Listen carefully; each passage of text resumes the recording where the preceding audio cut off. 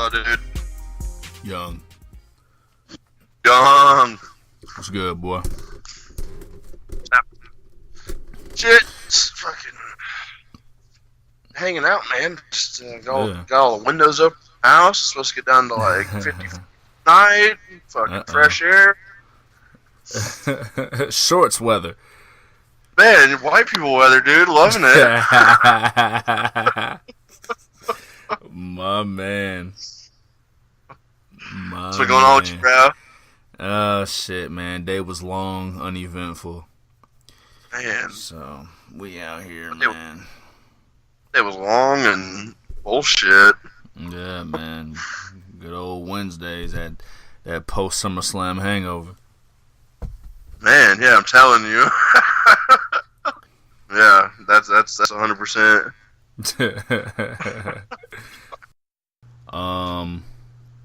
What'd you think of the show? I actually thought it was decent. Actually, you know what? You want to just start the show? I'm gonna pour this beer. We can start the show. Just pour the liquor. Clink.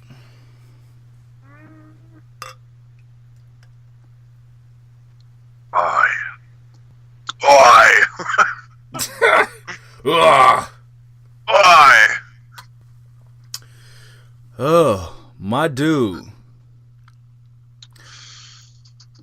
Salute to it. This is episode 14 of The Hard Camera. I am Juv, that is the boy Big Ren, the legendary, and together we are the Faces of Fear. Big Ren, how you feeling, man? Oh man, that's a stiff drink. Feels pretty good. Just catching a little buzz, a little Wednesday night buzz. You definitely have a brand. Yeah, it's I gotta put it out there. People love it. Absolutely. Speaking of putting it out there, let them know how they can reach you on the social medias, dog. Oh yes. All right, you guys can find me on Instagram at amoffucka. You can also find me on Snapchat at MoffedUp316, and then you can also find me on Twitter at KingMoff.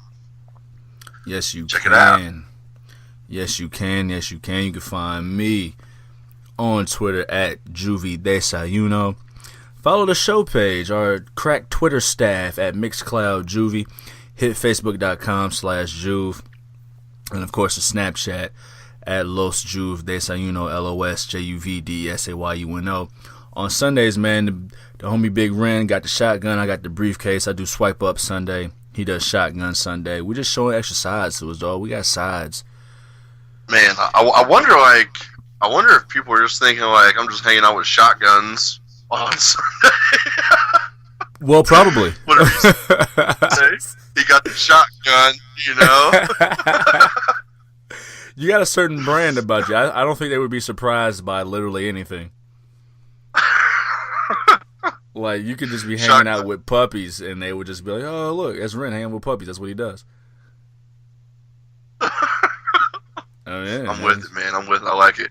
You got a brand. It's unpredictable, but they're not surprised by anything. That's the beauty of it, though. The unpredictable shit. That's what's what gonna happen next? That's what we do it for. We do it to not be put in boxes, and goddamn it, you kick the shit out the box, dog. Salute to you. Yeah. Hey, man, you bring it back. Got to, man. So, man, we are coming off of SummerSlam 2018. First off, before I get your thoughts on the show, I gotta share this because we told the listeners that we're gonna be keeping tallies, man, of how we did, for each show that we pick. And dog, I'm getting you up out of here, dog. Man, fuck you, dude. I'm getting you up out of here, dog. That is funny. It is the first go. It's the first go. You gotta start strong, man. You had a very respectable 7 out of 13 right, man, for a 58.3%. And I had it coming strong, man. 10 out of 13 for 76.9%. Had to get you out of there, dog. That's all right. I love you, though. Man, you still would have failed in college. That's like a C. man, so what? A low one. Oh shit! Absolutely, man. So yeah, besides how we did percentage wise, man, how'd you like the show itself? I loved it, man. There's a lot of stuff. I mean, apparently, you guys see the numbers. There was a lot of stuff that surprised me, but it was good, man. That's why I like the shit the most. Yeah, I hear you. No, but yeah, no, like that. I mean, that's why, like, I'm not even mad at my score, just because that means I was surprised, and that's what I think is most fun about this shit. Just being surprised in this type of shit. Oh yeah, when it makes sense, absolutely when it makes sense. How about you, man? How'd you feel about it? It was a really decent show, man. We've sat here and we talked about how kind of mids the last few SummerSlams were, and while this one, I mean, it wasn't perfect, of course, but it was a pretty decent WWE-ized show. We had some good matches. We had some squash matches. We had some booking decisions that I understand. In the moment, I was kind of disappointed, but I understand some of the decisions they made. I thought it was a really solid show, man. I am not mad. I am not mad at all. There was a couple unnecessary spots, and that's just if I have to nitpick, if I got to pick some nits, some unnecessary stuff. Like, I'm not sure why the Elias segment was necessary, considering literally nothing happened. I have no clue why Randy Keith even showed his face at SummerSlam if he wasn't gonna murk Jeff Hardy. My man peeked out the curtain and was like, "Nah, never mind." And I'm just fucking with y'all. It just went back home. Like, it's a pay-per-view. Make the time worth something. It's gonna be a long show anyway. The Elias portion wasn't needed. Literally nothing happened. The Randall Keith thing wasn't needed. Literally nothing happened. But like I said, I'm just picking nits. What stood out to you most? What stood out to you most as far as the show goes? Braun Strowman winning. That stood out to me most. The way he did too. Yeah, like there was like he came in. I mean, I already knew he was gonna come out there like a fucking madman, like he is. But I mean, fuck, dude. I think I said it on the last show, on the prediction show, that fuck, dude. I thought Kevin Owens was gonna like hit himself with a chair when the ref's back to turn. Like, what did he do? Like, why did he do that? Like, right. He got Kevin Owens out of here expeditiously, dog. Yeah, he was not fucking around. Around. And then, like, the fucking, it all made sense when it actually played out. But, like, my pick for Daniel Bryan to win, and then him getting beat by The Miz, and I was like, holy shit. Like, when I was actually watching it, and, like, just remembering everything that went down for the past 8 years, I was like, okay, yeah. Let's touch on that in a second. I want to go back to your Braun Strowman point. It's I feel like if you compare that squash to the other two big squashes, right, that were on Raw, you compare that to like the Finn Balor Baron Corbin squash and the Ronda Rousey Alexa Bliss somewhat squash, right? Like, the storyline kind of called for both of those. Like, Alexa Bliss had to get it coming to her. She's had a couple matches in recent pay-per-views where the storyline dictated she should have got murked. Like, I thought she was gonna get fucking nerfed at WrestleMania, and they had like a little 5-10 minute match. This match with Ronda Rousey called for her getting them breaks beat. So that was cool how that went. The Demon making his return against the Baron. Feud-wise and rival-wise, it didn't really make sense. Like, Baron Corbin, I don't think Baron Corbin's worthy of the Demon. But it was a cool surprise for SummerSlam, for that long crowd to get them back into the crowd. And B, it showed just how fierce the Demon is. Like, Baron Corbin needed to get no offense on the Demon. So that squash made sense to me. That was definitely a surprise when the Demon came out. I was super stoked for that one. That was cool to see, especially like the times we've wondered out loud if the Demon was gone, if he wasn't PG enough. And I'm glad they didn't call him the Demon King anymore. Just call him the Demon. Just keep it simple. That's all it needs. Yeah. But then you see like the Braun Strowman Kevin Owens squash. I don't think that should have been a squash. I think for the stipulation that they had, that they should have teased it a little bit more. There should have been some like close calls of Kevin Owens. Yeah, faking. like, yep. Like, and it could and have still been like, nope, no way, bro. right. You're gonna get it. You know what I'm saying? Like, it could have still been a dominant display, but don't let Kevin look so helpless. Let him look kind of smart. I mean, Kevin Owens is a smart guy. Let him portray himself as so. And it played into the end of the night how Braun was fresh enough to where you would conceivably think that he would cash in and beat, Roman Reigns and or Brock Lesnar. What did you think of that main event? I liked it. Yeah. I liked the best part of it was Braun Strowman coming out for me. Okay. But I mean, like, and I'm kind of disappointed that he got shut down. How quick he did. Yeah. Because I mean, it's Monster Run Ming. You know what I'm saying? Like, he's a fucking monster. Yeah.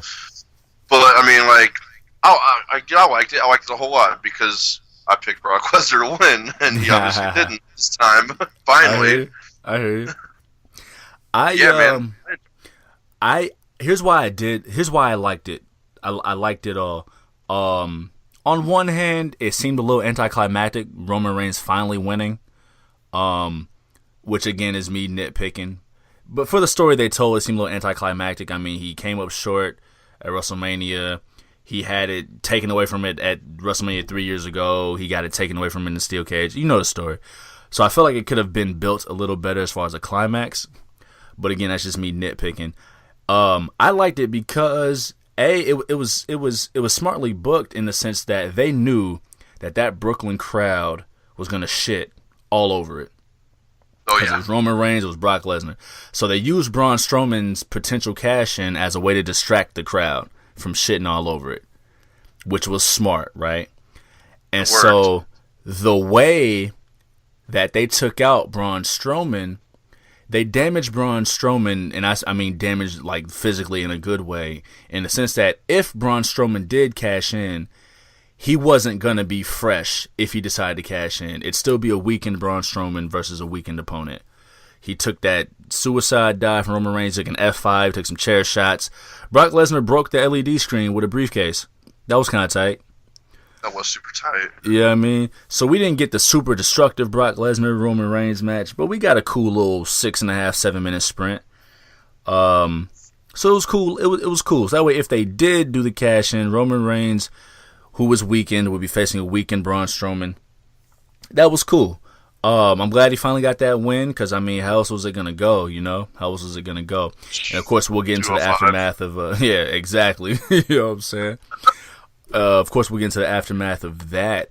What did you think, and we'll get into the aftermath of this too, the triple threat match? Carmella, Charlotte, Becky Lynch. And one of them shouldn't have been there in the first place. But I hear you. That's real. And I mean, Becky Lynch was killing it, man. But I mean, dude, they were all fucking killing it. But I was going for Becky Lynch. And when the time came, Charlotte had to get her fucking piece in. But I mean, other than that, I liked it. I loved it. It was fun, and I love what it's setting up. I like what it's setting up. I think we need to give more props, much more props to Carmella for that match. Very true, because she was shitting for a little while. Carmella was getting it in out there. She was telling a great story of getting them frustrated between each other and then capitalizing off both of them, keeping one at bay while in control of the other one. That was Carmella's match. It was a great showcase for her, especially with all the naysayers she has. That was a great showcase for her. So, yeah, salute to Carmella. And again, yeah, we'll touch on the aftermath. Well, you know what? Since this was actually part of SummerSlam, the final, when she finally turned on Charlotte, man, that crowd went crazy. Yes, they fucking did. Yes, they did, man. They went knucking futz, man. I'm glad they And did, then- man. They like, I mean, everybody wants it. Yeah. You know? Yeah. And you called it. You called it. It was going to happen that night. They got the "You Deserve It" chants off, which was mad humorous. But like, finally a good time for it. Oh, yeah. Absolutely. Absolutely. Because, I mean, other places I read and check out, man, we were the first ones on that Charlotte Reigns train. We were the first ones that had to get Charlotte up out of here and kind of put that in that proper perspective of who Charlotte is as a character. And so I'm glad that people are seeing it, man. Finally. Get her out of there. What else happened? AJ Styles and Samoa Joe happened. Man. Definitely happened. My That God, was dude. great to see. Samoa Joe is a fucking psychopath. I love it. Man, Samoa Joe, as we said before, that boy got bars, man. He has been 5 mics on the mic. I think it was like, this is like before I even knew who like Samoa Joe was. Like, you were telling me about him. I was like, you're gonna love this motherfucker, dude. Like, he's just like Yeah. a fucking hitman. Yes. Yes. He's a charismatic Okay. assassin. I said, okay, bet. Let's see. And yeah, you weren't fucking lying. Absolutely. Charismatic assassin. That dude is wild. And dude, I was happy to see AJ Styles lose it. That was something I don't think we've seen much of. Is him It just was cool. completely going shit. And that's always been like a low key, like, oh, AJ Styles might just lose it, and like they kind of showed it against Nakamura, but they're really bringing it to the forefront now. I like that. That's the story of AJ Styles. Like, he'd rather keep it calm, but he'll get a buck on you. And they started telling that story a long time ago. He threw Shane McMahon through a window a year and a half ago. So I mean, we know the boy got something right. We know the boy got something in him. You know what I'm saying? It is pretty tight that how he keeps his composure and most of the shit. Like, whenever it's really getting fucking nutty, that's one of the main things I do like about AJ Styles is how he can keep his composure and not lose it. But whenever he does lose it, I ain't gonna talk no shit about it because I love seeing it. You know what I'm saying? They don't want none. No, they don't want none. Fucking A.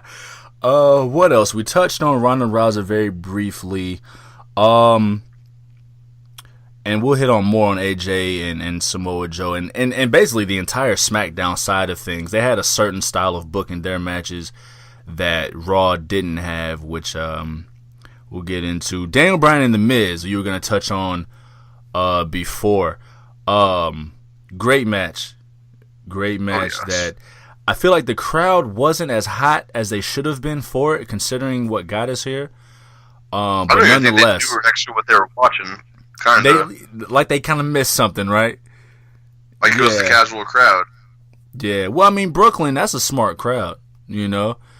Oh, maybe they were they were burned out. Maybe they just, because it was right after the AJ Styles Samoa Joe match. So maybe they were kind of emotionally burned out from that. But it was a great match, man.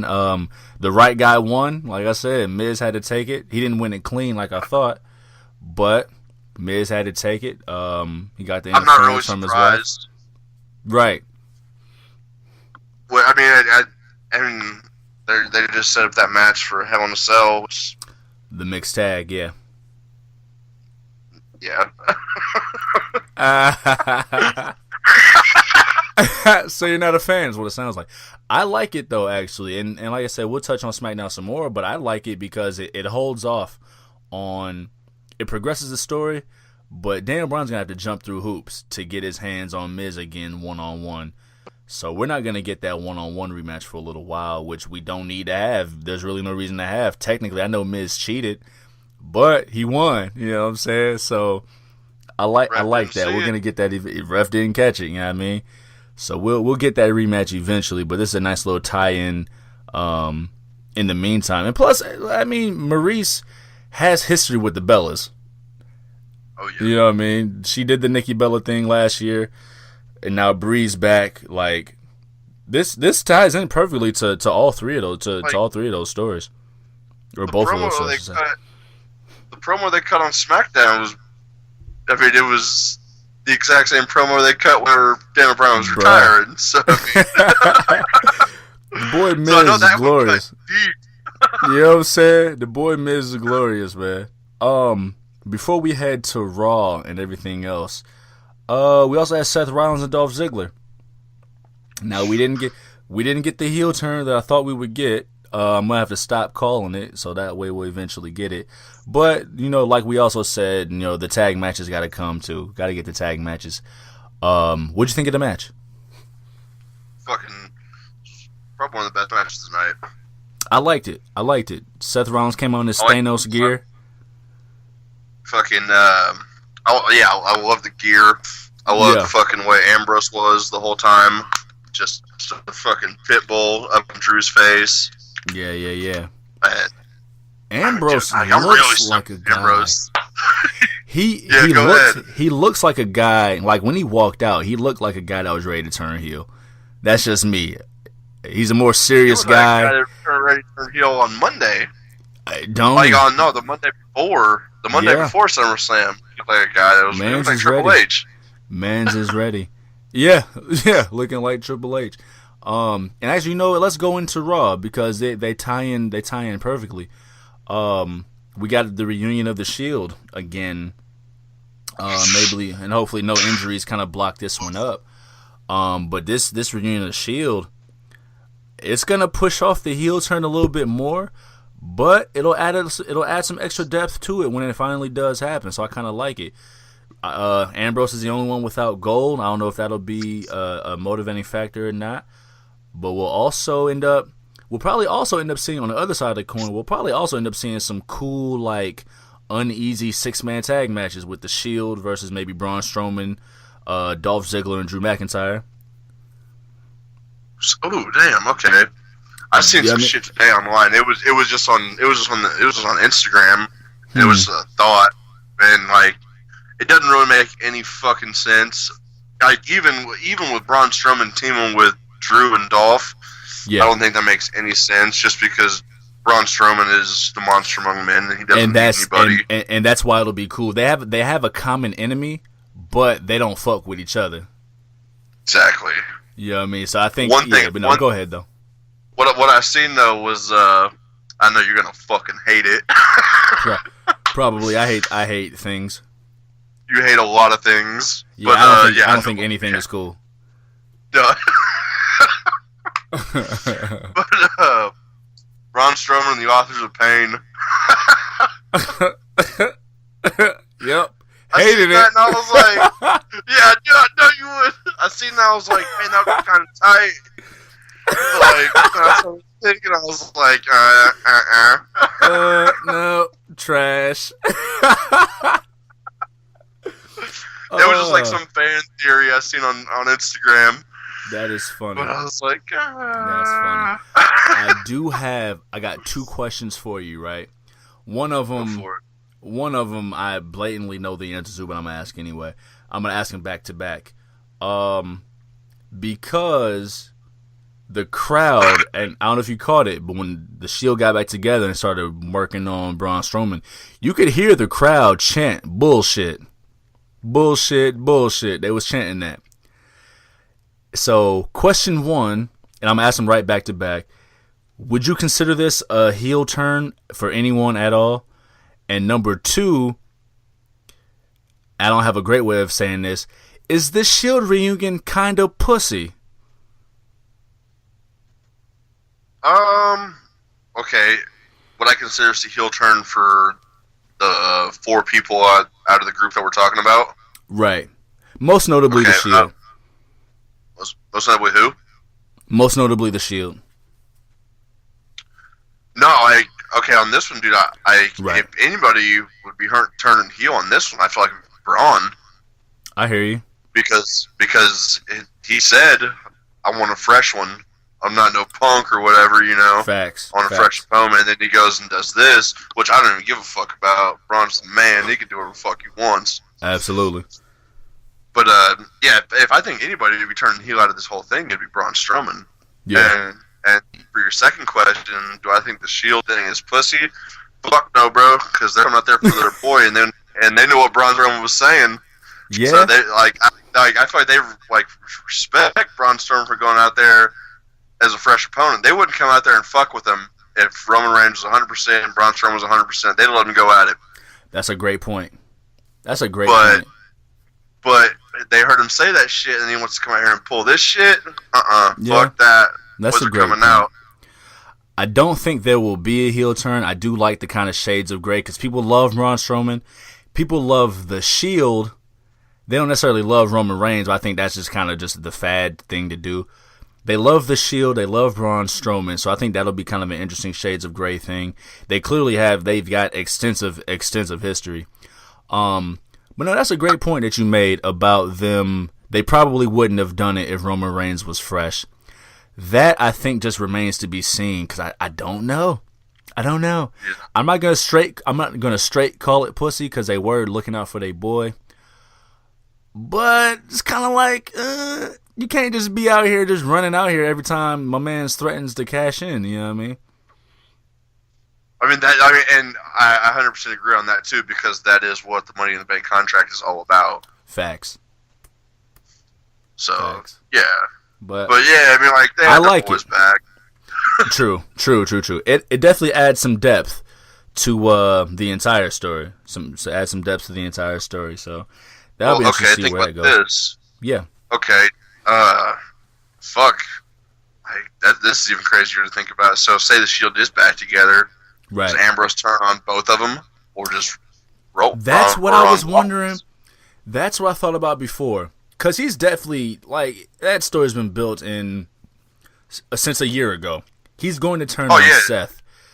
But, absolutely. But yeah, like, I don't think he, like, so is he, like, yeah, like, I don't know. Like, time will tell. It would definitely add more depth to it. It would also be some cool symmetry from the original heel turn when Seth first turned. If I remember right, it always kind of bothered me that Roman Reigns didn't immediately try to get his revenge the same way Dean Ambrose did. When that first whole thing happened, if I remember right, and I do believe so, Seth Rollins, the main difference was like he hit Roman Reigns with a chair like once, maybe a couple times, maybe, but he like wore Dean Ambrose's ass out with a chair. Wore his ass out, you know what I'm saying? So, and then like I just thought about this too. I just thought about this also. What if because what if Dean and fucking Reigns are both just kind of looking at Rollins like, we're waiting on you, motherfucker, to pull this shit again? I think they forgave him though, especially Roman Reigns, because Seth has had his back. It's still gonna be in the back of their head though. Yeah, I feel you might. Yeah, and they might use that just for storyline progression to kind of throw us off the scent. But I think we all know. We all know. Dean came back looking like Triple H Ambrose. So, yeah, we know he's gonna turn. It's really just a matter of when. It's a matter of when. You know what I mean? I'm looking forward to it. Quick question, because I was excited to hear the announcement of Roman Reigns versus Finn Balor, but I was because the symmetry of it was Brooklyn. It was an after SummerSlam. Finn won it for the first time in Brooklyn, etc., etc., etc. He never got his rematch, etc., etc. I was sad to see that they're going to get him out of the field of contenders so soon. I'm expecting a long reign. No pun intended. Oh yeah. I'm expecting a long reign for Roman Reigns. So maybe Finn comes back later on, maybe as a heel, maybe not. I don't know. So I was sad to see him, out of the field of contenders. What does Finn Balor do next? Man, that's a fucking good fucking question. I mean, because he won his nowhere feud with Constable Corbin. The Intercontinental title still tied up between Seth and Dolph Ziggler. I don't know what other big level heels are there. Kevin Owens. Jinder Mahal. I don't know. I mean, like, I don't know what he does. Maybe get him in like a tag team with somebody, like, because that's really the only thing I could think of right now. But who would he even team with? Finn's too cool to just be teaming with anybody. But yeah, but I feel like his cool plays off on other people's cool if they're cool enough. You know, who's cool enough? Nobody. Right. Ain't nobody cool enough to fuck with Finn Balor. I hope they just don't make him like a floater like Bray. Man, the thing like, is really... though, and that's what we've mentioned over and over before. Like, he's had one decent feud since he's been back. Like, he's really just been floating. That's fucked up because he's worked way more than that. He just been showing his abs and smiling for a year and a half. And they can't have the demon at every fucking show. Absolutely not. Because that takes away from the mystique or whatever the fuck ever, you know what I'm saying? Absolutely not. Right. So I don't know where he goes. Trying to think of the roster. I can't call it, man. I cannot call it.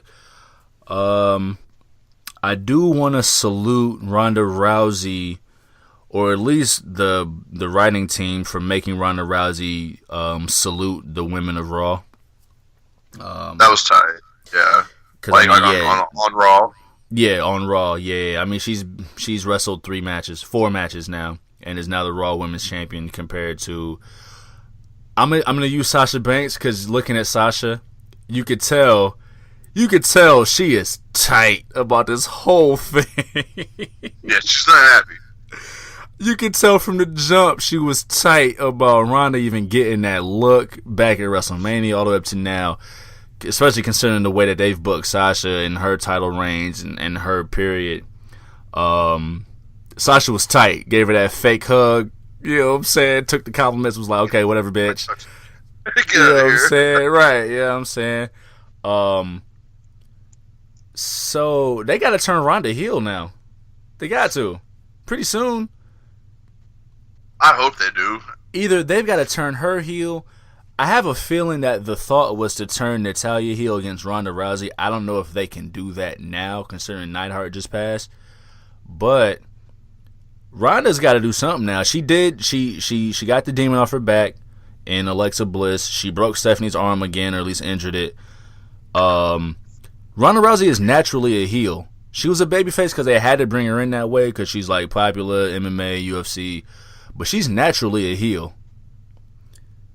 She needs to come in with a little bit of an ego, a little bit of that fuck you, I'll break your arm, and then we build up the perfect babyface challenger to take her out.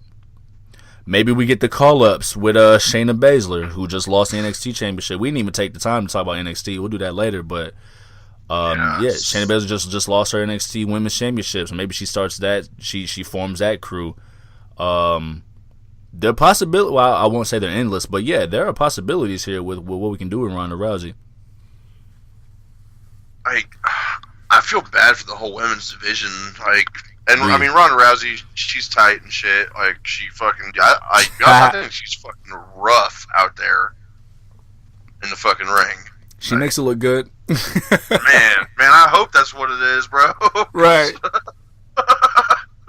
Man, she's fucking flipping motherfuckers. Fucking judo throws are grown ass man flipped out here. This is true. But yeah, I feel like the whole women's division is kind of like, well, this is like the Brock Lesnar of the women's division now. Like, you know what I'm saying? You notice how she just had to take her shot at Brock Lesnar? Like, the whole night, they had the whole roster was taking shots at Brock Lesnar. Yeah, I thought it was kind of corny, but, you know, I do believe Ronda Rousey will be there more often than Brock Lesnar, yes. I think she's going to have a long-ass title reign, too. I wouldn't put it past him. I wouldn't doubt it. I wouldn't doubt it. The Women's Championship kind of has been floating since WrestleMania. Nia Jax had it for a couple months. Bliss had it again. You know what I mean? So it needs a little bit of stability. Both main championships need a little bit of stability. So yeah, I can see that. She's a big enough name to carry it through the fall months where the ratings kind of slow down. So yeah, I can see that. I could definitely see that being a long reign. For shits, who's our first challenger? I don't fucking know either. I know, that's a very tough one. Sasha and Bailey have seemed to be on the right track. I think, I don't... I'll be able to call it better after Evolution. Shit, Evolution is a whole month and a half, though. She'll be defending the title of Evolution. Okay, well... Yeah, yeah, dude, I have no idea. I'm not sure, man. Sasha and Bailey are tied up with the Riot Squad. Maybe Ember Moon? I don't know. Maybe Ember Moon. I don't know. I wouldn't be mad at it. I wouldn't be mad. I didn't sound too enthused when I just said the name, but no, you did not. I did not, man. It must be the Mountain Dew Code Red. Oh man, you're on that now? Absolutely not.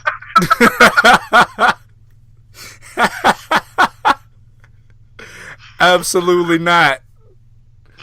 See, in the corner, selling Mountain Dews. Yeah, that Code Red, the extra strength. Axe body sprays. God damn it. No, I'm good. I'll pass. But I don't know. It'll be interesting to see where that goes. Cause somebody's gonna have to pull the trigger, man. What else happened on Raw? Looks like Titus Worldwide is going through a little bit of a rift. Subtle rift. Nothing major though. Dana Brooke can barely. All right, sit back. Don't matter why. But goddamn. Insane. Worldwide. Man, worldwide, coast to fucking coast. God damn. They got Kurt Angle off TV. Yeah, I seen that. They got him off TV. I don't know. I feel like I don't know. I don't know how to feel about Kurt Angle, man. Really? I don't know. Kurt Angle's cool, but I just think he's so fucking corny. He just loves the "you suck" chance. Whenever he comes out, he loves them shits a little too much, don't he? Yes. Oh my God, I suck. Yes, tell me I suck, please. Whenever he did that shit with whenever he went out with the Shield at that one pay-per-view, he was just looking around like he was so fucking stoked. He was like a fucking fan that they just pulled out of the audience. Oh my God, guys! Mom, look at me. I made it. No, that's real. I think he'll be coming back as a wrestler. Not full time, but why else would you take Kurt Angle off TV unless he was trying to get ready for some kind of match sometime soon, right? Maybe him and Triple H or some shit. I don't know. I don't know. You have to build to that story. Maybe he can mark Baron Corbin real quick. I can fuck with that for sure. Get Corbin up out of there real quick. I don't know, but it'd be cool. It'd be cool to see. But I think that's coming down the line, man. I know the Super Show is in October, so I think I took a quick browse. What's the other one? There's Triple H Undertaker. What's the other one? It's just from Wiki, so don't take my word for it. And I won't. Okay, good. John Cena. Yeah. And Kevin Owens. Really? Yeah. Okay. I had not seen that. What was I gonna say? So this Super Show is basically taking the place of whatever October pay-per-view there would be, right? I know Evolution is later that month. What would normally be the October pay-per-view? Well, it would usually be Hell in a Cell, but they also canceled Clash of Champions. Oh, it was. Clash of Champions was September. Right, and they canceled that. And I think Clash of Champions was actually December last year, so I really don't remember. But they also had the dual branded, or the two pay-per-views a month, so I don't fucking know.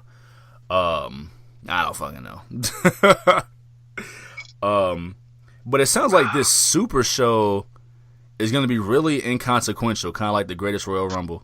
It's just a show to have overseas. It's on a Saturday too, right?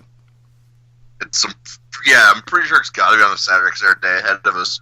Yeah, I think it's on a Saturday too. So I think it's just one of those shows for the sake of having a show. They're doing a show in like Tokyo or some shit soon, aren't they? I don't know. That I haven't seen. Pretty sure. That I don't know. Don't take my word for it, but yeah. Oh, I won't. Good. I'm glad you know that. I got you, bro. I got you. But yeah, it seems like just one of those inconsequential shows. Triple H came out and he delivered a dope promo. He really did. They kind of hyped this Undertaker Triple H promo, not promo, but rivalry a little too much for me. Yeah. If I remember right, the way they set up, like, their last two WrestleMania matches, like, they looked at each other, and then they looked at the WrestleMania sign. That was for 27. That's all that took. And then Triple H was like, well, fuck it, man. I lost a year ago. Let's do it again. I don't really consider that an all-time great rivalry, but maybe that's just me. Maybe I'm trash. Maybe there's something I'm missing. I feel like a rivalry has, like, great moments in the build-up and not just the matches. Ain't been no build-up. It's just them looking at each other and, you know what I mean? I don't feel like there's been, like, great moments. The matches themselves were what they were, but I don't think, like, the rivalry, I don't know. I mean, like, you know, like, the whole deal with, like, The Undertaker right now, though, right? As far as what? Like, how they're booking things and how they're going to do shows, right? No, what do you mean? Like, Undertaker's calling the shots. He's picking the matches that he wants to pick. Oh, yeah, he's not going to do anything that he doesn't want to do, yeah. Yeah, so, like, I mean, yeah, like, we're in Undertaker's world right now for whenever he wants to fight, you know? Oh, as we have been. Yeah, no shit. I mean, like... But I don't... And this is, and I just speak for myself. I hate when, like, we say things, but we have to qualify them first. Like, if you're about to say something that's like a criticism, you got to be like, well, I don't mean no diss. And like just now, I'm about to say something about Undertaker, and I'm about to say something about Undertaker, and I'd be like, well, this is just me talking. I'm such an ass for that. Because of course it's just me talking. Like, what the fuck? I'm not excited for Undertaker matches anymore. A lot of people aren't. I'm just I stopped being excited. Go ahead. It's just the nostalgia part of it, you know what I'm saying? Like seeing the Undertaker in the ring, like and like not saying that's for you, but for like more of the casual fan and shit like that. Because I mean, fuck, we've seen it. Yeah. I was fake excited for the possibility of John Cena and the Undertaker, and that was what it was. But I kind of like, I think I stopped being excited. You know what? Yeah, I know when I turned on the Undertaker. I turned on the Undertaker not after the streak, but when he came back. Well, I didn't give a shit about the Undertaker Bray Wyatt thing, so it was after that. But it wasn't when he broke the streak. It wasn't when Lesnar broke the streak. It's when he came back trying to avenge the streak a year and a half later. You can't do that. He interfered in Brock's match with Seth Rollins and like low blowed him, and then like his excuse was like, man, a year and a half ago you beat me, and then like it'd have been cool if you just beat me, but you kept talking about it all the time and it hurt my feelings. Man, I was like, that sounds like Randall Keith. I'm disgruntled. I'm a disgruntled veteran. Yes. Respect me. So, see, like, yeah. Man, like, yeah, go ahead. Rip but no, that was basically it. Like, so I was like, okay, that's it. Okay, nah, get him up out of here. So man. Yeah, he got him up out of there, and I haven't really been excited since. They should have been done with Undertaker at WrestleMania 30, man. Streak's over, done. I feel you. I'll never tell nobody to retire. I'll never do. No. But I mean, 31 was a match I just wasn't invested in with Bray Wyatt. 32, I was invested, but the match wasn't that good. The Hell in a Cell match with Shane McMahon. We were just waiting for Shane to fall off the cell and then go from there. Yeah, that's all we was all waiting on. That's all we was waiting on. You know what? I'm not gonna lie. I was fake excited for Roman Reigns and Undertaker, But that match was no good either. That wasn't there's any only good. there's only so much Mark can put up with nowadays. Deal with it. I hear you. I'm just calling him Mark. Big Mark Calloway. Hell, hey, bud. Big Mark. Yeah, so I mean, it's just put him in the right match. Look, I'm still tight. We never got the Undertaker AJ Styles match that I thought we were gonna get, so I was a little tight about that. There are only a few people I really want to see him in the ring with: AJ, Seth, and Finn. Maybe I think a Demon versus Undertaker match. Give me that. Give me all of that. Give me that. Yes. Actually, I want it now. Give it to me. Yeah. Not hypothetically. Give it to me now. You know what I mean? Yeah. I think that would be a dope-ass build. Facts. Well done out this bitch, man. Who else would I even... I think those would be the three. AJ, Seth, and Demon Finn. I think that'd be it. But anyway... what else happened on Raw?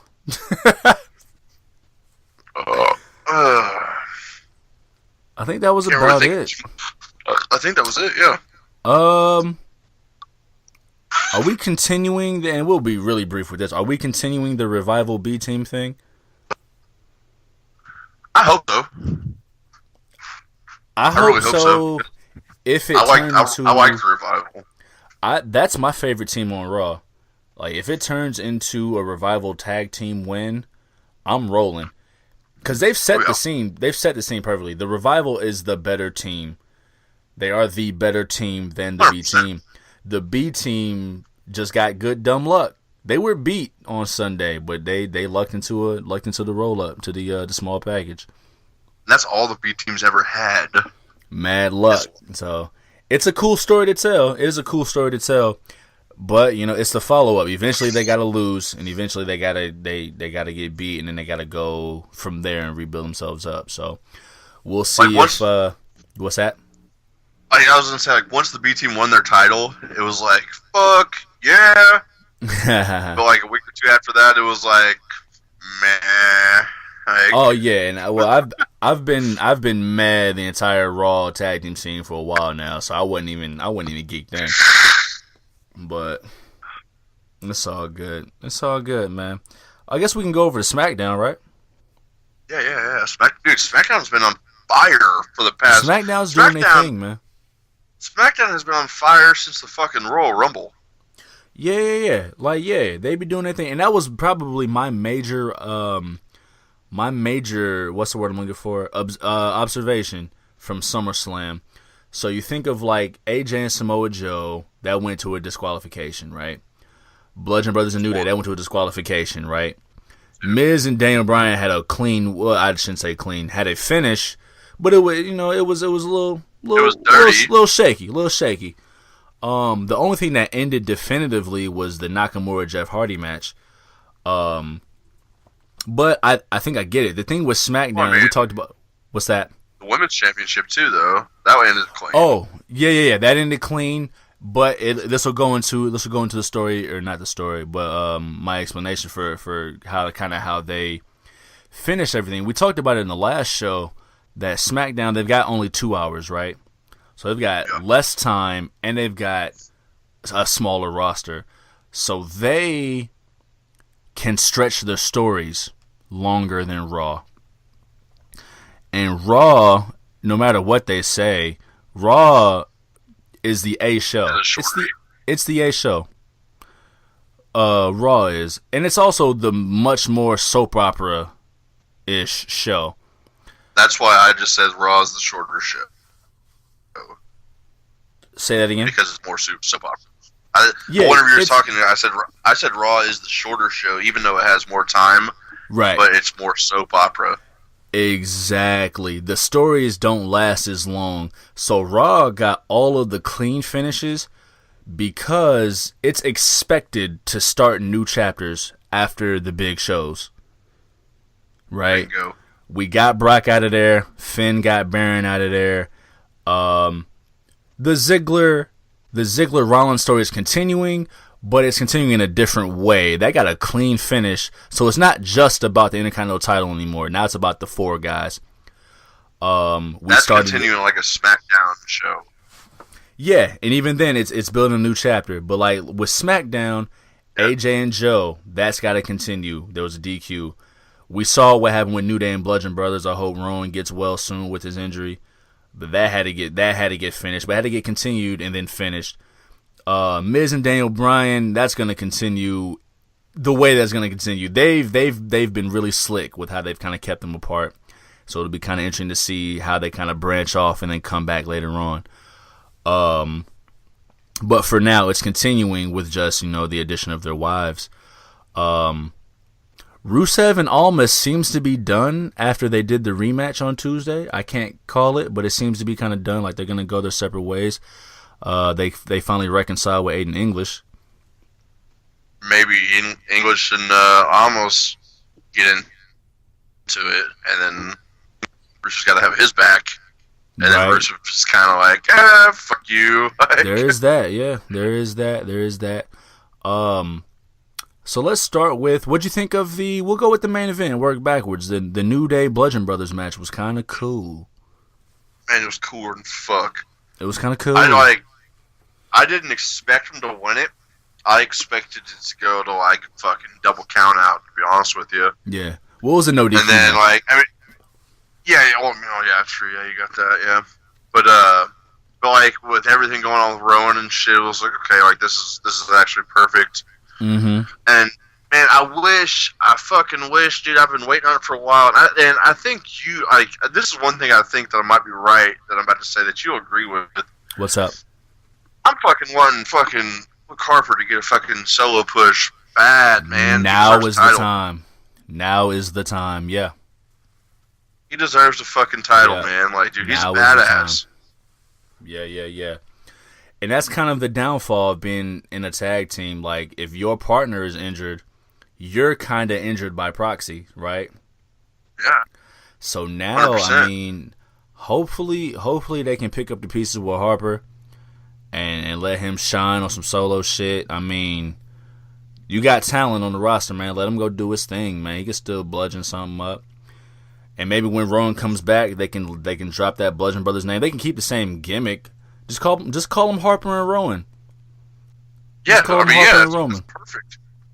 But in the meantime, yeah, let the boy go out there and bludgeon something up real quick. This dude's got talent. Absolutely. He's a big ass fucking dude. He knows how to fucking take a fall and everything. Like, dude, like he's got it. He's got it all. He does. Even whenever he cuts promos and shit, like, dude, just fucking tight. My man, he ain't gotta say too much. Yep, yes. Yeah. Facts, man. He ain't gotta say too much. Look at his eyes. You can tell he want to fuck something up. You know what I'm saying? Bring back the wife beater. The wife beater and the fucking blue jeans. Bring back the wife beater. It's crazy. Oh shit, man. So also, yeah. So we got. You know what? Before I transition slightly, it kind of threw me off, and I guess you could just blame it on them being baby faces and they're trying to win with like honor, but it was a no DQ match. Big E didn't have to go to the back. Yeah. And they had the story built in, like Big E's ribs were fucked up. So like he didn't have to be dominant. They could have still held their own, cause storyline wise he's hurt. That shit killed me. So, but I mean, that shit killed me salute. Though. You know what I'm talking about though? What's up? The ribs? Yes. There's like smoke with some collard greens. Right. But again, salute to Kofi, salute to Xavier Woods. Them winning on their own made them look great. It made New Day look like a formidable force that all three of them could hold their weight. So salute to them on that. Elbow drop? Yeah. From Canada? Absolutely. All the way down? All the way to Brooklyn. Amazing. Yep. That was nice. That was good to see. Yeah. I was not mad, man. They really put that together well. We're gonna be setting up new tag team challengers next week, where we got the Bar against Gallows and Anderson. Like I said, I thought the Bar was gonna win that tournament from before, and it didn't happen that way. I will say the New Day being tag champs does kind of open up the division. Oh yeah. The Bludgeon Brothers just kind of weren't working that way. It kind of opens it up, but it kind of also just resets it. Like, okay, New Day's champs again, but what can they do? Where can they go? Puts a cap on it, kind of. You think so? Yeah, just a little bit. Just because, I mean, like, the Bludgeon Brothers wouldn't have got wrote off without what happened. You know what I'm saying? Yeah. So, I mean, once the dudes come back, like, what do you think's going to happen? Like, I mean, they can't just be like, okay, fuck you, New Day, give us the titles back. Like, it ain't going to work like that. Right. And I don't even know if New Day's going to have the titles at that time, because they said it's like a bicep. He's got to get surgery on his bicep and shit. I'm pretty sure that's going to take a long time. That could take a while. That'll take a while, yeah. Yeah. That'll take a while. I'm pretty fucking stoked. Like possibly see the New Day and Usos again. You know what? I just thought about that, but I don't think we're gonna see it. Man, I think they'll tease it. But we've seen it too much. I don't think we're gonna see it this time. This go around. We've got Sanity to build up. We've got the Bar, who's really been non-existent on SmackDown for the most part. Gallows and Anderson trying to stake their claims. So there are tag teams that the New Day can face that aren't the Usos. The matches will be cool. Actually, no, I'm not going to front. The Bar and the New Day, I'm really excited to see what they can do. I don't know if they're going to win next week, but I'm really excited to see what the Bar could do with the New Day. Because actually, that's who they beat. That's who they lost to for their reign. So yeah, we know they've got a track record for good stuff. So I'm looking forward to that. We'll see if Sanity can get out of the doldrums, get off the starting blocks. Gallows and Anderson. Big fan of Sanity. Yeah, dig. I want them to be, bigger in the scene, because I mean, if anybody could do Freebird Rule with a little bit of chaos thrown in, it'd be Sanity. You know what I mean? And the New Day. Absolutely. And the thing is, too, I kind of feel like the New Day, to a very slight extent, has outgrown the tag team titles. Yeah, I hear that. I understand that. Like, I would love to see them all, like, try to take the U.S. title from Nakamura and then do, like, a Freebird Rule with it. Freebird Rule with a singles title with the New Day could be fire. Yeah. Could be super fire. So, I don't know if they'll be holding on to him for too long or not, but I am a big fan of fucking Gallows and Anderson though, man. Like, I'm excited to see what they bring to the table. I like them. I don't like their comedy, but I like them. I haven't seen too much of their New Japan stuff, but I don't think we've seen what they can do in WWE. I think they've been kind of held back, kind of handcuffed, so it should be cool, though. It should be cool. SmackDown's on fire, bro. SmackDown is on fire, man. Speaking of straight fire, Becky Lynch, man, she came and did her declarative heel promo on Tuesday, man, in Brooklyn. We talked slightly about it, man, I'll go in depth, but talk to me, man. Tell me what you thought about that whole segment, bro. You go first on that one. You sure? Because I got a lot to say, man. Man, go for it, because it might give me something to think about saying something about it, because I didn't really dig it. But it's go ahead. That promo. First off, it was a great promo. She spoke from the heart, and you clearly believed everything she said, except for the part about, like, the crowd not being with her, not supporting her through all that. That promo would have worked better for like Evansville, Indiana, right? But not for Brooklyn. that Brooklyn crowd wanted to cheer her so bad. They were going to cheer everything she did. So it came off kind of awkward that she was talking what she was talking and the cadence of how she was talking it. She was trying to cut off the cheers.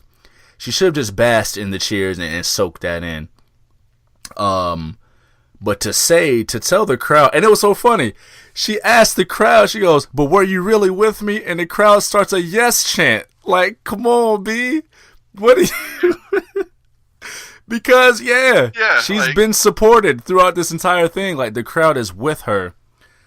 So, I think the writers tried too hard to push the whole heel narrative when they don't have to tell the story that way. Right? Got the words right out of my mouth, man. They don't have to tell the story that way because Becky Lynch, I can't think of a heel in recent years who was more right than Becky Lynch. She is 100% correct. I mean, like, and when's the last time Becky Lynch has been a heel? Not since early NXT. Boom, exactly. You know? So, and that's the thing, I know she can work heel, but the thing is, here's the thing with Charlotte and why Charlotte is not a good babyface. Charlotte is not likable. No. Charlotte should be the complete opposite of what she is right now. Absolutely. Charlotte is respectable. Charlotte is admirable. Charlotte is not likable. She's not someone that you can sympathize with. Becky Lynch is likable. You can sympathize with her. That's why she got cheered like she did. Because she's absolutely right. She fought for a year and a half. And then Charlotte comes back from busted titties and just gets a shot. That's wild. That's wild. Look, I sympathize with a busted titty too, but damn, come on. You know what I mean? You can't even throw it right back in the mix like that, though. You know, like it's fucking. It shits on everybody. They could have told the same story if Charlotte won, and then Charlotte shit on Becky Lynch. Oh yeah. They could have told the same story, and then let Becky. You know what I'm saying? Get her revenge. I think it would have worked better. It would have worked better for the same reason we mentioned. Yeah, Charlotte is not a likable character. She's not likable. Nobody wants to be her friend like that. No. You know what I mean? It's fuck her. And so the Becky promo, while spirited, while true, a lot of it rang a little bit hollow because, like, for all the reasons we mentioned. And so the pull apart brawl. And then Becky tried to run away like a heel. No. Let her be. Let's see the shades of gray. Let her be a pissed off babyface. She can be pissed off. Let her be pissed off. Let her be the wronged babyface. Let Charlotte, if anybody's going to be a heel, let it be Charlotte. Who else is going to be a better heel than Charlotte? She's a Flair. She learned from her daddy. You know what I'm saying? Richard. Tricky Dick Flair. Space Mountain. So it'll be interesting to see how they can turn this around and get Charlotte to be cheered and Becky to not to be cheered. That's gonna be difficult. That's gonna be really difficult. And they can't just reset now. They've got to make it logical. So that'll be interesting to see.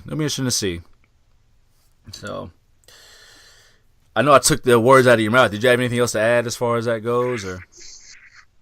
No, I agree 100% with you say, like, how that promo was not... It was a great promo, but wrong town.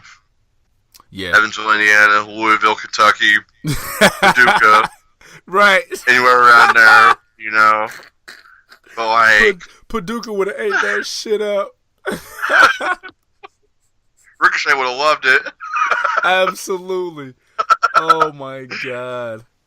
But yeah, like it just seemed like the crowd.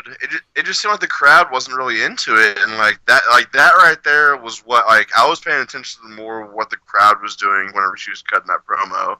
Yeah. And it was like it just seemed like it was really fucking quiet. Like besides like yes chance shit like that, it just seemed like it was really quiet. It was tone deaf on the part of the writers because the writers are so fixated on the story they want to tell versus the story that's been laid out for them. Yeah, I mean, like the, let it roll. The crowd went crazy, and they tried. I will say this: they tried it. They tried it when she said there was no hashtag. You didn't boycott. I was like, okay, I see it. Okay, try it out. It like I said, wrong city, wrong points to be made because the crowd has been behind her 100%. I saw a tweet today. One of her old tweets. I'm about thanks for the support. Like it was the day of SummerSlam. Like thanks for all the support. You can't go back on that. You know what I'm saying? Them screenshots live forever, B. I'm telling you. So that makes me nervous. Go do a little cleansing tonight. Man, might have to.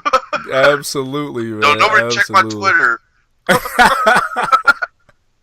It's Prince Moth. yeah, there you go. Absolutely, man. So I'm looking forward to how the story could go, man. They've got a good story in front of them. They just gotta tell it the right way, man. They don't gotta fight it. Don't gotta fight it, man. Let it be organic. Let it be organic. So, speaking of organic, that boy Samoa Joe put a whole organic ass whooping on AJ Styles. Dude, I love the little kids that were like right next to him saying, "Yeah, Samoa Joe, right.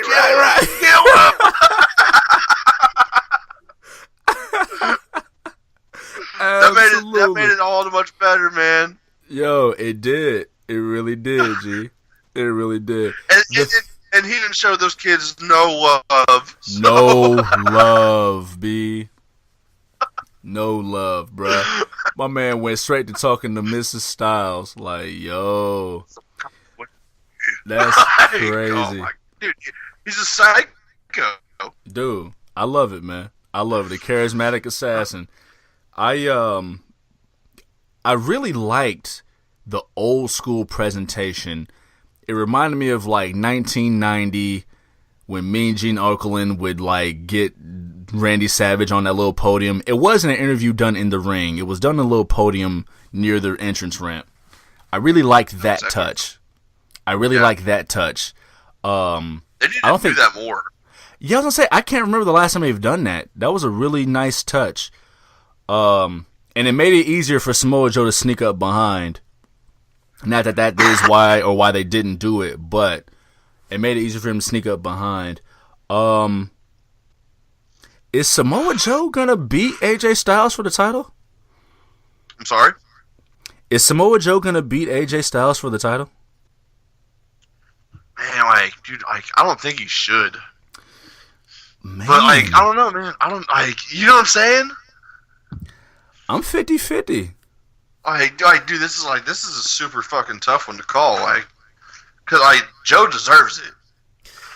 Joe has been working his ass off, man. Yeah, like, ever since he came back from that injury, Joe has been on it. And, you know, I know on the last show I said that Miz would be the guy to eventually beat AJ Styles. But maybe, I mean, they're going to Hell in a Cell next, right? Yeah. And AJ Styles is AJ Styles, but that's Samoa Joe in a cage. There's not a lot of people, man. Like that's one of the people you do not want to be locked in anything with, to be trapped inside of something with. Fuck no. No, like, and the storyline plays perfectly.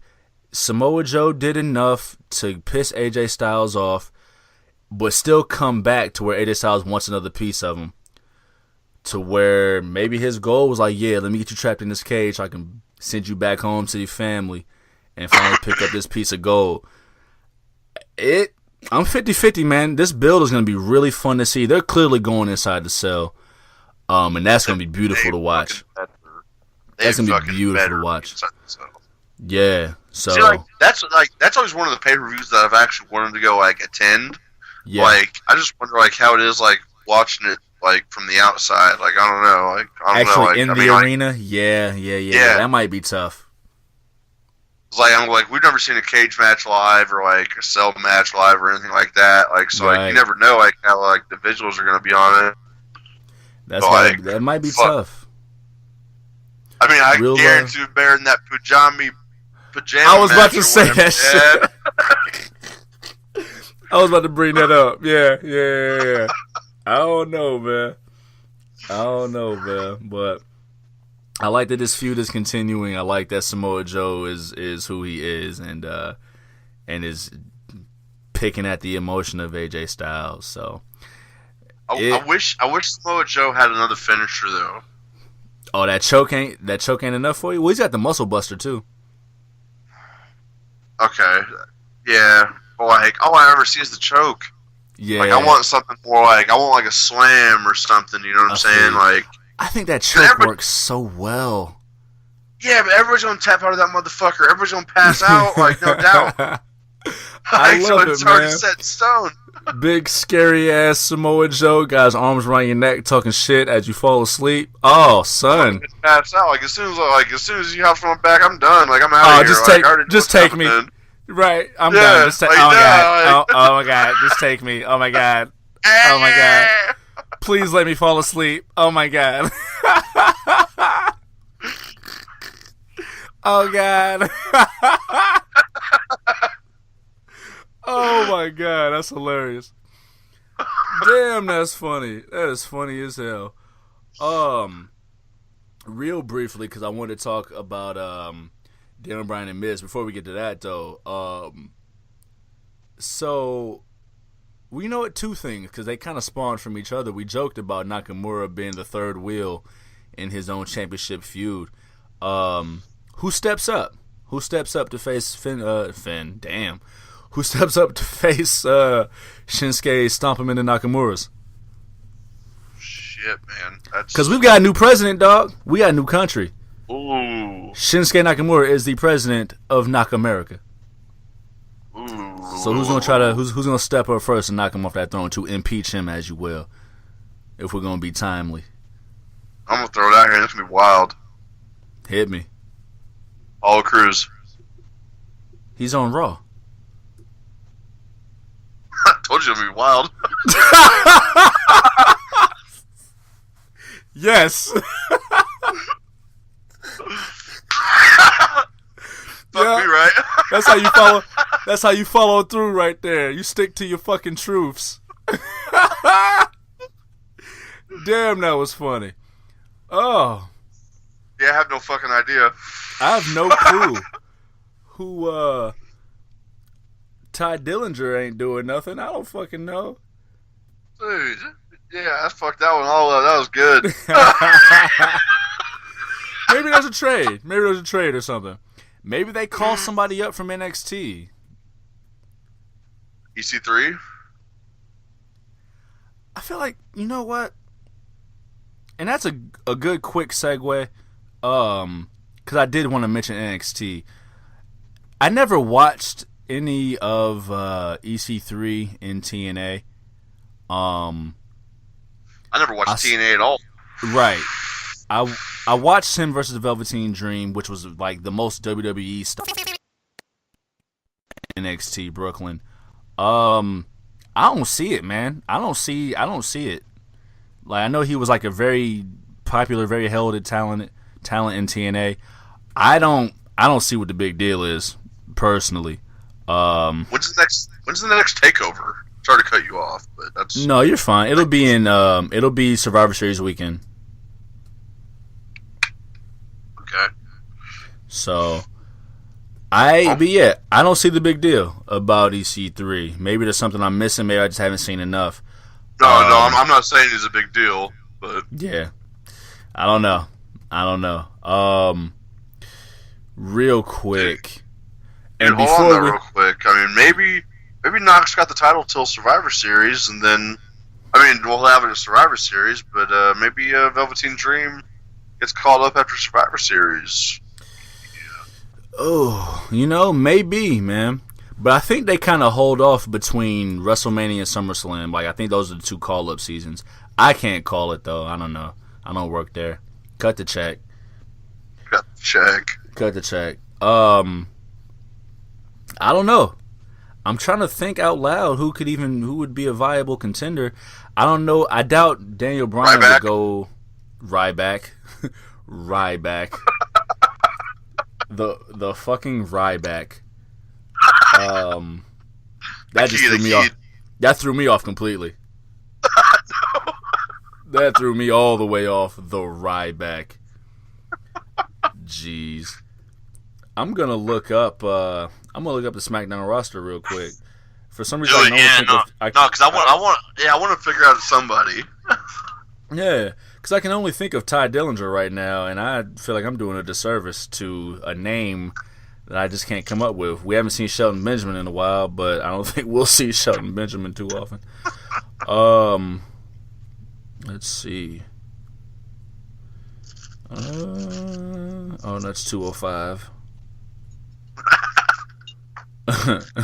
Don't laugh. If you tell me don't laugh, I'm gonna fucking laugh. Shit. Damn.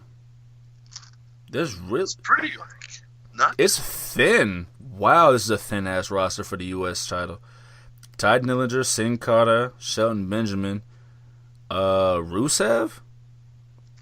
Maybe Almas, but those are heels. Maybe there's gonna be a call up soon or a face turn. Daniel Bryan, I don't see that happening soon. Wow, I don't know. Maybe he'll just be U.S. champ forever. Nah, I don't know. No way. I don't know, dog. Yeah. Shit, what match was it? I think it was. Fuck, never mind. I don't want to speak on it because I can't remember who he was fucking fighting. But well, no, I will say, because I will even say I still can't remember who he was fighting, but Nakamura was fucking scared he's going to get cut after one match because they botched something. The John Cena move. That I wanted to say John Cena, yeah, but I didn't want to actually say it. But yeah, I think they'll put him back on Raw. Cena? Yeah, if you're part-time and a big name, you're going on Raw. Yeah, true. I mean, dude, if you look at the numbers, though, numbers have been fucking banging on SmackDown, but it's just WWE logic. I mean, it's more of a wrestling show, but, you remember when Taker came back for Survivor Series a couple years back, he was like, yeah, I'm SmackDown to the death, and, that was the last time he was on SmackDown. You know what I'm saying? If you're part-time and a big name, you're going to Raw. It's just, it is what it is. Fuck it, though. Whatever. The Daniel Bryan Miz feud, which will continue, they could fight forever. Great match, like we talked about. The crowd could have been a little more into it. Good finish with the Miz. I like that they're holding off on the rematch. They added in Brie Bella and Maurice to the festivities. Oh yeah, and then we're getting the mixed tag at Hell in a Cell. I'll throw my prediction out now. Brie Bella is gonna pin Maurice because that's just how it's gonna go. Well, you know what? I'll wait till the build. I'll just cut this part out. You already said it, bro. I did say it. I did. Yeah, I did. He said, no. Go ahead and lose them points right there, bud. That's funny. I'm getting you up out of here, boy. That is funny. But yeah, Miz hopped on the mic and did what the Miz does. Fiery segment from Daniel Bryan and Brie Bella, so I was glad to see that.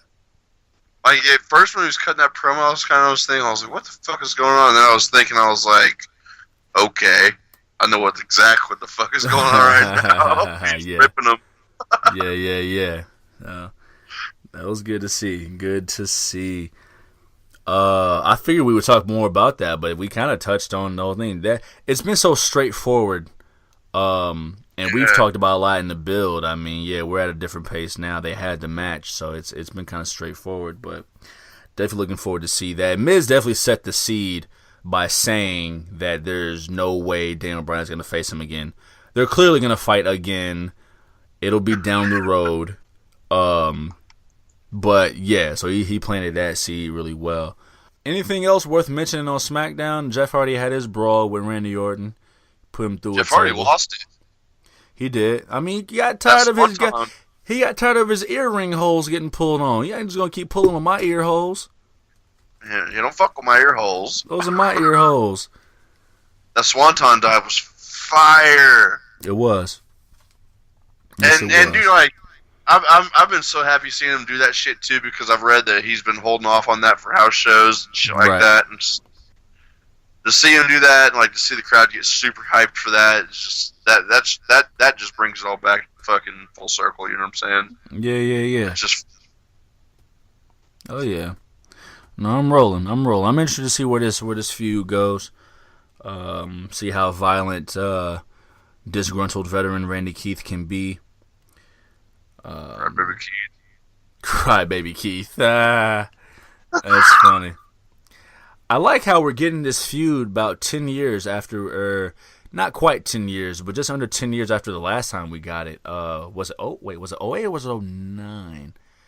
We got the Randy Orton, Jeff Hardy brief mini feud. I think it was both we were down south. Yeah. So, and it's cool that coming back there. Jeff Hardy is the same guy who's just gotten a little bit older. He can't just do all the same stuff, but he'll like live extreme, live on the edge. Randy Orton has changed, and different machinations of his personality have come out since then. So I this is kind of a refreshing feud, right? Absolutely. So yeah, this is kind of a refreshing feud between the two. So I'm actually interested to see where it goes. Never shake hands with Randall Keith. Just throwing that out there to all y'all. That's all I'm gonna say about that one. You never shake hands with the Viper. Anything else we missed on SmackDown? Is that about it? I think that's it, man. I think we touched it all, man. I think we hit it all, man. So we've got a good we've got a cool little post SummerSlam week of WWE programming. Raw has seemingly flipped a new chapter, started a new chapter, and going into the fall. The only thing carried over is what's up? Do you think that Roman Reigns is going to defend the title every Monday night? No. He'll defend it often, but no, not every Monday night. I think that was just a special thing for.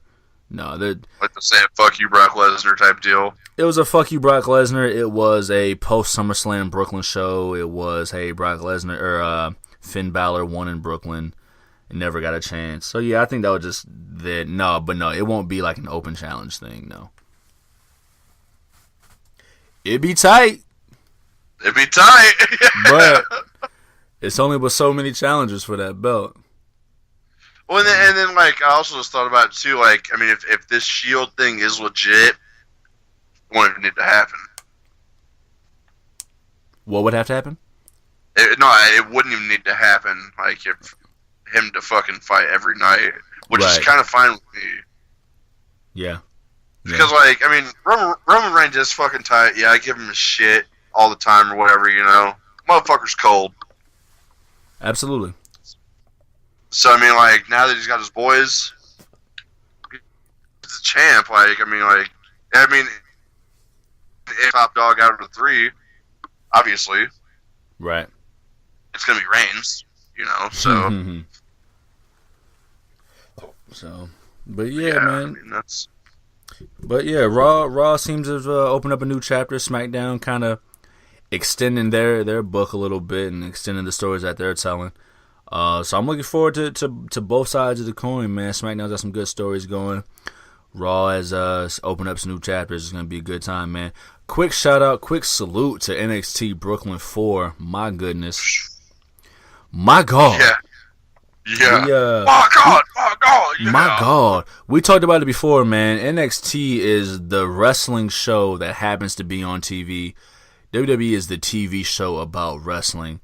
I'm saying too much, man. You know what I want to talk about? Is that the greatest super kick ever? Cause goddamn, dude, I had to rewind that shit like 3 or 4 times. I was scared. Bruh. I was scared. I thought they broke his neck. Bruh. And then that slam, I thought they broke his neck again. Bruh. That was like, that's all I got. You can't do that. Like that's 1 in a million right there. Bruh. That was one night filled with great wrestling, and that is the moment that stood out above it all. My man hit that super kick out of midair. Oh my, oh man, Adam Cole, baby. His neck crunch. Yeah. So, like, cause that was right there. that'll be fun to see where it goes next. Ricochet is the new North American champion. Adam Cole, he's got the world at his fingertips, man. He could challenge for an NXT title. He could find himself in a feud. You know who I'd love to see him feud with next? Who would? You already know, man. The Velveteen Dream, dog. Dream. Let me get Dream Adam. Let me get Dream Adam Cole in a feud. Let me get Dream with anybody in a feud, and I'm rolling. Velveteen Dream is the fucking man. Boy is special, man. That's a special dude. He's got it all. Dude, he's got such great ring presence. Fucking his whole attitude is just his whole thing, man. He's Prince meets Rick Rude with a little bit of Shawn Michaels, a little bit of Randy Savage. He's got a little bit of greasiness in him too, dude. A little bit of greasiness. You know all about that grease. I'm all about the grease, man. I've graduated to coconut oil. I'm all about the grease. I'm all about it, man. So it's gonna be fun to see where they both go, both coming off of wins at Takeover. We saw the next chapter in Gargano and Ciampa. I actually thought that was gonna end in a double KO. But I like how they. Well, I like how they wrote him out because, and of course, we would have liked to see the triple threat match. But I like how they wrote Gargano off TV, how he injured his knee, how his rage got the best of him, and he injured his knee. And it cost him the title. So I like to sort of tell him with Gargano that his rage is messing up his professional life. He needs to learn how to control it. What's up? He needs to learn how to control it. Exactly. So, like AJ. Yeah. Right. So we'll see who's up next for Tommaso Ciampa. The tag team match was amazing. Great way to open the show. With Undisputed Era and Mustache Mountain. I thought Mustache Mountain was going to take it, man. Really? Yes. Yeah. They were on top. I hear you, man. I hear you. War Raiders got their time to shine as they put in work on the Undisputed Era post match. Shout out to Shayna Baszler and Kairi Sane. They had a great one-on-one encounter as well. I actually thought Baszler was going to take that one. I did not see the title changing hands. But salute to Kairi Sane. NXT is gorgeous, man. As we say, we don't spend enough time. We don't spend a lot of time on NXT here on the hard camera, but we should maybe start incorporating them, man. We actually did get a suggestion to start doing prediction shows for the takeovers. Nice. So we may have to keep that in mind, I'm 100% man. Down. What's that? I'm 100% down. I hear you. So y'all heard it here first, man. We might have to keep that into consideration as far as future plans for the hard camera. Y'all need to speak up. Want us to know what you guys want to hear. I mean, we might not listen half the time, but like on a show like this, yeah, we'll fuck around. He said we might not listen half the time. Absolutely, man. That's a perfect transition. If they want to reach out to you, dog, let them know how they can reach you on the social medias. Find me on the Instagram at amoffucker, and you can find me on Twitter at King Moff. Also find me on Snapchat at MoffedUp316. Hook it up. You can find me on Twitter at Juvi Desayuno, JUVIDSAYUNO. Follow the show page at Mixcloud Juvie, our top-notch tweet team. Say that 3 times fast. Our top-notch tweet team will give you the news, man, give you our thoughts, and hit you with them witticisms. They're also keeping track of all of our picks, our current tallies as far as SummerSlam, as far as every show that we do from now on. Hit me back with the numbers. Yeah, we'll see. Whatever you say. Dream big. Hit us at facebook.com/Juve, where you can check out the little bit of content, man, articles and music videos. I like to keep that updated properly, just to give you full sides of us, man. More sides of us include us on Snapchat, Los Juv Desayuno, LOS JUVDSAYUNO. On Sundays, man, the boy Big Ren got the shotgun. I got the briefcase. I got Swipe Up Sunday going, where I share music every Sunday. And Big Ren got Shotgun Sunday, where he's showing you his shotgun techniques and grilling them treats, dog. I love it, man. So, woo, one time. So, until the next time, man, we are the Faces of Fear. This is The Hard Camera. We will see y'all with the Hell in a Cell show. See you soon. Adios, amigos. Salute.